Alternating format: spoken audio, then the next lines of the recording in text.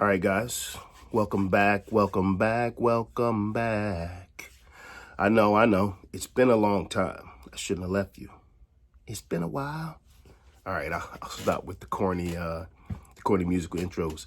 Welcome back to Why Not Media Group, episode 10. I know it's been a little bit, well, a lot has happened since the last time I talked to you guys. I'm not gonna get into all of it, but I'll try to give my same message and point of view on a couple things.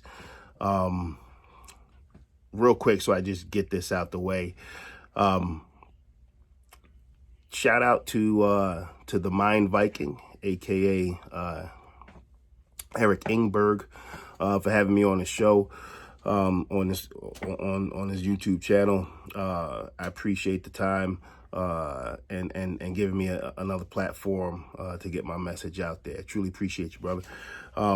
The great part about doing things like this is, people reaching out who have similar thoughts about how this world is and how we can maneuver and operate in it.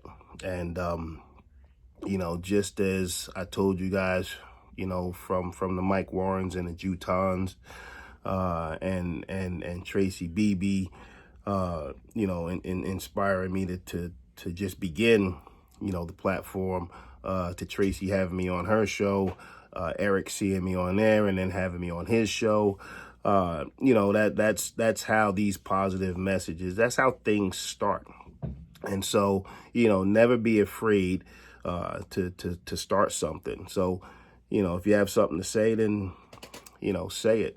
Regardless of the naysayers, regardless of people who think you're crazy or your opinion's not valid or has no credence, anything like that. You'd be surprised how many people, think like you, have same ideologies as you, and have a similar outlook on life in this world. Like I said, shout out to all those folks who share some kind of kindred spirit to what I'm trying to do here, and I appreciate all you guys. So that's that. Sad day for various reasons, and as in deaths in the world, and all of that stuff that's going on. I'll get into that into another video, I promise. But today I do want to talk about diversity and how I believe diversity can help us get back to humanity. So, like I just previously mentioned, Mike Warren, Jamie, Jake, Moon, Tracy, Eric, I could name a ton of people, but I'll just name them for instance. All different backgrounds, all different walks of life, all human.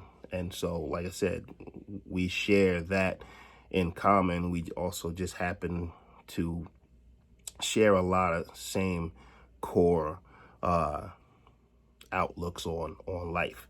And so I happen to be at a friend's 50th birthday party, and just looking around, there were young, old, male, female, Asian, black, white, like you name it. And so it helped me realize how diverse my circle of friends is. And I have a party. I won't even call it a party. Let me rephrase that. I have a celebration of life gathering every January in honor of my mom. Just what it says, celebrate life and let the people you love know that you love them while they're here and able to hear you say it.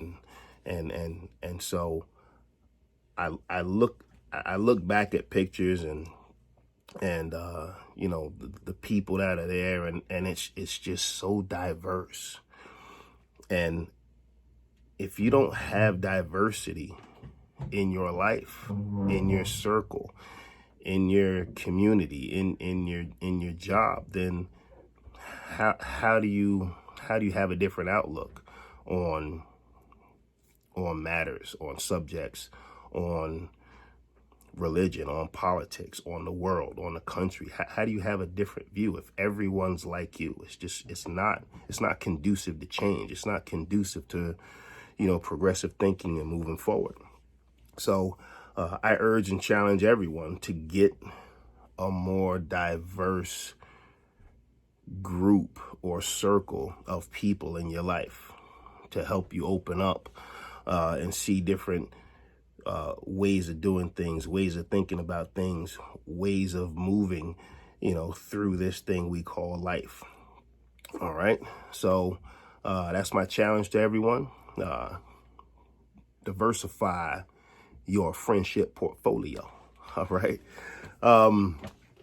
Lastly, I just want to give an update on Connor Smith, because I know it's been a while, and it's unfortunately it's not good news. So probably a month ago now, Connor got into an altercation, a physical altercation, with one of my associates at work. So as the story goes from the associate, he walked up to him, punched him in the face, yelled an obscenity at him, and ran away. So when the employee came into the building to tell me the story, I went out looking for Connor, and he wasn't there. Backpack was gone, but the blanket and pillow was still there. So there was a delivery driver there, and I asked him if he had seen what had happened, and he said yes, and he kind of gave a very similar story to what the employee did. Said this homeless looking guy looked like he was sleeping over there, jumped up, ran over, yelled at the associate, punched him, and ran away. So after work, I went in the direction that I thought Connor would be, and I didn't find him. And so there's another plaza across the road from where, you know, my store is. And so I waited about a week thinking, you know, maybe he thought it would blow over, he would come back. Well, he didn't come back. So I went in the direction where I thought he would be, and I saw him one day behind another building, and when he saw me, I think he thought that I was gonna report him, attack. I don't know what he thought, because, you know, to me it seemed at this point it's obvious he had hit the associate. And so he got up and he started walking away, and I'm like, Connor, and he started, you know, like kind of speed walking, jogged away. And I haven't seen him since, and I haven't been able to find him since.